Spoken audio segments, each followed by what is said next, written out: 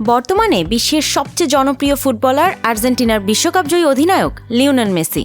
মেসিকে কত নামেই তো ডাকা হয়, খুদে জাদুকর, ম্যাজিশিয়ান, ভিন্ন গ্রহের প্রাণী, লা পুলগা, কালে কালে কত বিশ্লেষণ জুড়ে দেওয়া হয়েছে মেসির সঙ্গে। মেসি তার প্রতিভার আলো ছড়িয়ে মাত করে আসছেন বিশ্ব ফুটবলকে। কোপা আমেরিকা কিংবা বিশ্বকাপের সোনালি ট্রফির আক্ষেপ ঘুচেছে আগেই। আর্জেন্টিনা দলকে কেউ পছন্দ করুন আর নাই করুন, মেসিকে পছন্দ করেন না এমন ফুটবল ভক্ত খুঁজে পাওয়া মনে হয় দুষ্কর। বিশ্বজুড়ে রয়েছে তার কোটি কোটি ভক্ত। দেশের জার্সিতে কোপা 2024 আসরই হয়তো শেষ বড় প্রতিযোগিতা হতে পারে মেসির সামনে। তাই তো আর্জেন্টিনার জার্সিতে মেসিকে দেখতে সারা বিশ্বের ফুটবল প্রেমীরা মুখিয়ে আছেন, কেউ টিভির পর্দায় বা কেউ সরাসরি স্টেডিয়ামে।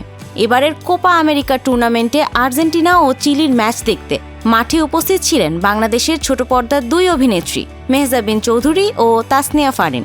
আমেরিকার নিউ জার্সির মেটলাইফ স্টেডিয়ামে খেলা শুরুর বহু আগেই পৌঁছেছিলেন এই দুই অভিনেত্রী। মেহজাবিন ও ফারিন এদিন গায়ে জড়িয়েছিলেন আর্জেন্টিনার জার্সি, আর কয়েক দফায় স্টেডিয়াম থেকে নিজেদের ছবি পোস্ট করতেও দেখা যায় তাদের। আর এই নিয়ে শুরু হয় শোরগোল। নেটিজেনদের বেশিরভাগই এই দুই তারকার ফুটবল প্রেম নিয়ে যখন প্রশংসায় ভাসছেন, তখন একদল অতীত ঘেঁটে শুরু করেছেন সমালোচনা। তারা বলছেন, গেল ফুটবল বিশ্বকাপে মেহজাবিন ও ফারিন সমর্থন করেছেন ব্রাজিলকে। সেই সময় ব্রাজিলের সমর্থনে দেওয়া এই দুই তারকার ফেসবুক পোস্টের স্ক্রিনশটও সামনে নিয়ে আসে ট্রোলকারীরা। নেটিজেনদের একাংশের এসব কটাক্ষ দৃষ্টিগোচর হয়েছে ফারিনের। এ নিয়ে তিনি দিলেন মোক্ষম জবাব। বুধবার রাতে 6 মিনিটের একটি ভিডিও পোস্ট করেছেন ফারিন।